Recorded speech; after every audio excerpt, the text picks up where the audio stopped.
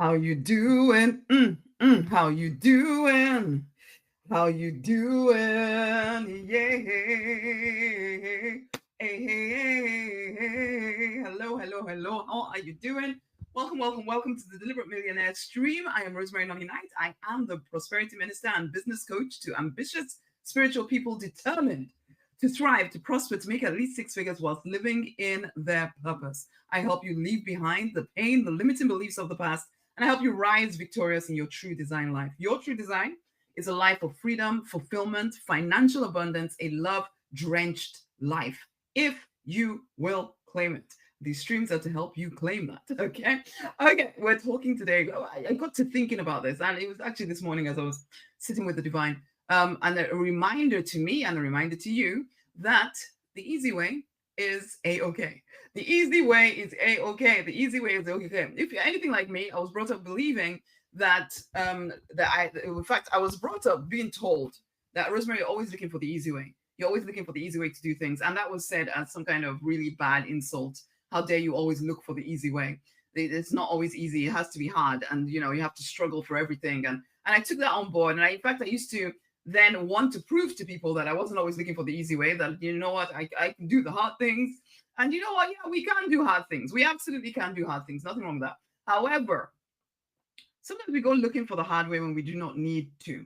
Okay. In fact, most of the time we go looking for the easy because we have this idea in our heads that life is meant to be hard. And you know what? I get it. There are going to be trials. There's going to be tribulations in life. There's absolutely no doubt about that. The physical reality is always going up and down and up and down. So sometimes you're up, sometimes you're down in terms of your circumstances. However, for you, you do not have to be swayed by all of this. You, knowing that, yes, life can be up and down, life can have trials and tribulations, you can, therefore, refuse to play the hard game, okay? You recognize, yeah, sometimes things are hard, but does that mean that you have to struggle through every single thing? Do you have to go looking for the hardest way to do things? Because it even goes beyond just, life can be up and down, yeah. However, if you have this underlying idea, because most of us were programmed to believe this, that the hard path is the way, it's the noble path, that struggling for everything is the right way to do things, that sacrifice and suffering is absolutely essential. And this is what a lot of people actually think, where you're continually pushing yourself to do things that drain you. And you choose things based on duty and obligation and external validation or fear of what people will think of you, even if you do not enjoy doing this thing. And this is what I tell clients, actually. Do a lot of what you love to do. Yes, there's going to be a certain amount of practical action and things that need to be done. But why not choose to do things that you enjoy doing?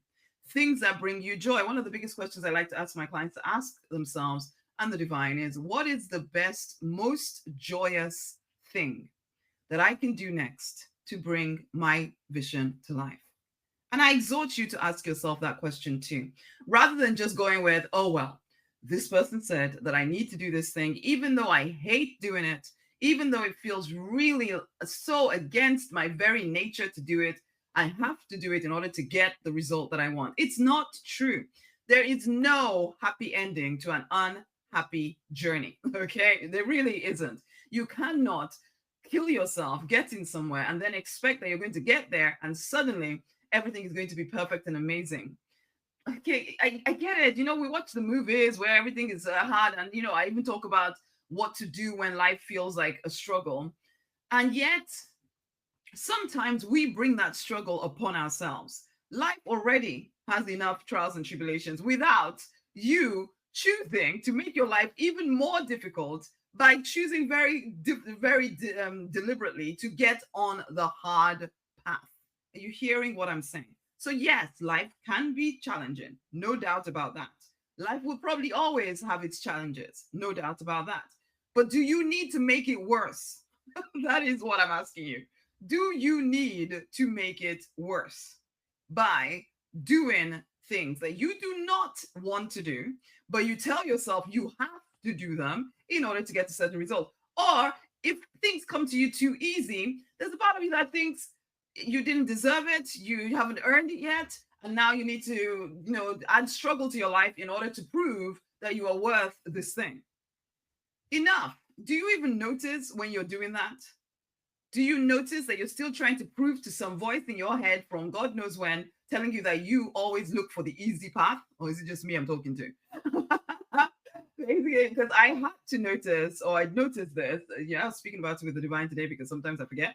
But I noticed this a few years ago that one of the things that made my life difficult was this need not to allow things to come too easy. Because if they come too easy, then I'm looking for what's going to go wrong, or I'm creating something that will go wrong. Because there was an internal feeling that nothing good can come easy. So if it comes too easy, it's not good. If I didn't struggle for it, then I don't deserve it. That kind of thinking, you need to challenge. You need to challenge. You need to notice and challenge it. Because because the thing about being on the hard path is that you will feel chronically exhausted. You'll probably procrastinate a heck of a lot because you don't actually want to be doing this thing. And then you'll be trying to beat yourself up for procrastinating, when actually your inner feminine, it's probably saying, listen, we don't want to do this thing. Why are you forcing us to do this thing? Then that's also what leads to burnout and exhaustion, because you're ignoring yourself and you're at war within yourself, and then forcing yourself to go at war with the world as well, basically, because you think you have to do things the hard way. You do not. You do not. You do not. It's it's like building a business. There's a path to marketing your business and your products and your services that will feel good to you. You will probably have to do a lot of what feels good, but it's not horrible when you're doing a lot of what you love to do. It is horrible when you're forcing yourself to do a lot of what you hate to do and telling yourself you have to do it because this is the only way to success. No, there's a million ways, a million one ways to creating success. Why not find a path that feels amazing to you? Why put yourself on the horrible, horrible path? Let people judge you. Let people tell you that you're irresponsible because you're always looking for the easy way out. Enough, enough. Let them say whatever they want to say. You make a point of asking yourself that question over and over again. What is the best, most joyous thing that I can do next to bring my vision to life? You have nothing to prove to anybody else. You do not need to earn success. You're meant to be successful. Success is your divine right. Get rid of this idea that the only way forward is the hard way forward. Busy being all the time, busy all the time, does not necessarily mean that you're being productive. I know lots of busy people who do not achieve anything in life, okay? Anything in life. Notice your procrastination, because sometimes procrastination is it's actually a good thing, because it's trying to tell you you're on the wrong path for you. Sometimes you don't need to push through the resistance. You need to notice, why am I resisting this thing? And I know sometimes it's a very fine line, because sometimes you're resisting because you're being lazy, okay? But also you could be resisting because it is not the right thing for you to be doing. Again, what is the best, most joyous thing that I can do to bring my vision to life? Let that be the question that guides you. Ask yourself, ask the divine. Do not just keep doing things because this is what you've always done. Do not just keep doing things because you think, okay, if I struggle enough, I will finally break through to winning, because you will not. You'll probably just keep struggling. Do a lot of what you love. It's like I say to my business clients, communicate, capture, close. Those three things. Do not go to bed without doing those three things. Communicate in some way to the marketplace so people know that you exist. Capture them, bring them into your world, put them onto your mailing list. Close, invite somebody to buy, invite people to buy things from you. Now, you can do these things in the hardest, horriblest, soul-destroying way that you can think of, because you think that's the only way. Or you can find a way to communicate that feels good, to capture people that feels good, to ask people to buy from you that feels good. You can do a lot of what feels good, which then makes your life feel good, which then makes you at a higher vibration stroke frequency, which then means you're open to better opportunities and you're likely to experience a more fulfilling, in fact, there's no likely about it, you will experience a more fulfilling form of success and wealth. The choice is yours. Let go of this, oh, I have to should do this and I should do the other. I should do this. If you're continually shooting on yourself, understand that you are probably choosing the hard path for no good, real reason. You can do a lot of what you love to do. What is the best, most joyous thing? What is the best, most joyous thing I can do next to bring my vision to life? Sacrificing. If there's anything to sacrifice, it'll be sacrifice this idea that you must do things that you hate in order to get things that you love. It's not true. It's not true. We see it in everything. I mean, look at life. Look at the common person who believes that, and which is most people. They believe it so completely. Are most people living big, expansive, joyous lives? Seriously, look at it.